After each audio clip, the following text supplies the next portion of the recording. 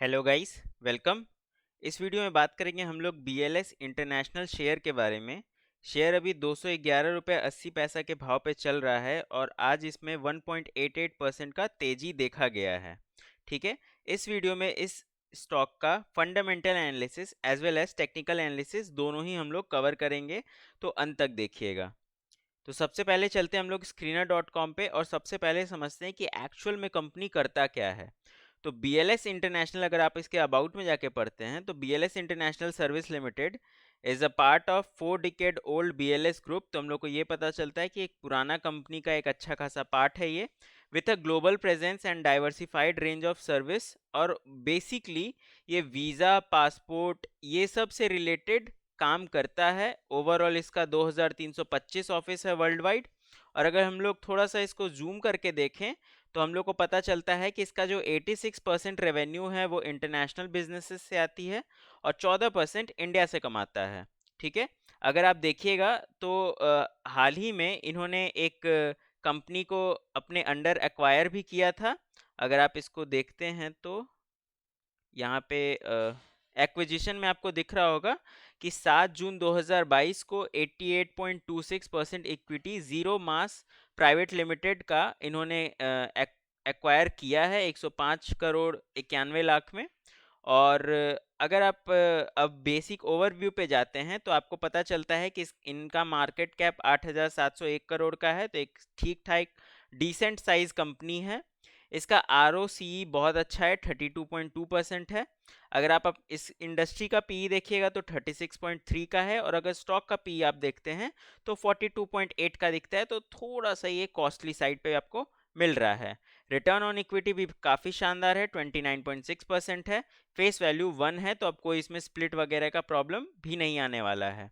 और थोड़ा सा ज़्यादा इसमें आप वॉलेटिलिटी भी देख सकते हैं। अब चलते हैं इसके थोड़ा सा हम लोग फाइनेंशियल्स पे। तो अगर हम लोग फाइनेंशियल्स पे आते हैं तो हम लोग को दिखता है कि पिछले 4-5 क्वार्टर में एक अच्छा खासा ग्रोथ दिखा है हमें रेवेन्यू में। सेल्स अगर हम लोग देखें तो 254 करोड़ से 273 करोड़ हुआ, फिर 357 हुआ, फिर 438 करोड़ हुआ, और इस मार्च के 2023 वाले क्वार्टर में आपको 449 करोड़ का इनका सेल दिख रहा होगा। ऑपरेटिंग मार्जिन भी ठीक ठाक बढ़ा है, ऑल्दो जो पिछले जो सितंबर क्वार्टर में 16% का मार्जिन था इनका ऑपरेटिंग मार्जिन, वो इस बार सिर्फ और सिर्फ 15% का ही रहा है, और पिछले क्वार्टर में भी 15% का ही था। ओवरऑल कट कुट के इनके पास कुछ अप्रोक्सीमेटली 77 करोड़ रुपए इस बार आए हैं प्रॉफिट में, जिसमें आप देख सकते हैं कि 22 करोड़ का एक्सेप्शनल आइटम है, तो आप इसको इग्नोर भी कर सकते हैं। तो ओवरऑल 55 करोड़ के आसपास का इनका डिसेंट प्रॉफिट बना है, और जो कि फिर भी पिछले क्वार्टर से काफ़ी अच्छा है। और अगर आप साल दर साल देखेंगे तो बहुत अच्छा आपको परसेंटेज में ग्रोथ दिखेगा। आगे बढ़ते हैं। इनके अगर हम लोग बैलेंस शीट पे चलते हैं तो बैलेंस शीट में भी आपको एक हेल्दी कैश रिजर्व दिखेगा, क्योंकि स्टार्टिंग में ही हम बोले कि एक कंपनी को डायरेक्ट कैश में 109 करोड़ की कुछ अप्रोक्सीमेटली डायरेक्ट कैश में इन्होंने 88.26% का होल्डिंग अपना खरीदा था। तो एक अच्छा खासा ये रिजर्व मेंटेन करके चलते हैं। 762 करोड़ का इनके पास रिजर्व्स है। बोरोइंग बहुत कम है, तो ये काफ़ी अच्छा बात है, क्योंकि इन पे इन्हें इंटरेस्ट नहीं देना पड़ता है। और अगर आप इंटरेस्ट नहीं दे रहे हैं बेमतलब का, तो आपका प्रॉफिट अच्छा हो रहा है, प्रॉफिट मार्जिन इंक्रीज हो रहा है, और पैट भी अच्छा खासा इंक्रीज हो रहा है। आपको फिक्स्ड एसेट भी इनका 234 करोड़ के आसपास का मिल जाएगा। और अगर हम लोग कैश फ्लो देखें तो एक कैश रिच बिजनेस है, क्योंकि ऑपरेटिंग एक्टिविटी से हमेशा ये लोग कैश बनाते हैं। और ये बहुत अच्छा बात होता है कि आप अपने कोर एक्टिविटीज से, अपने कोर जो भी आप एक्टिविटी कर रहे हैं उससे आप कैश बना पाएं।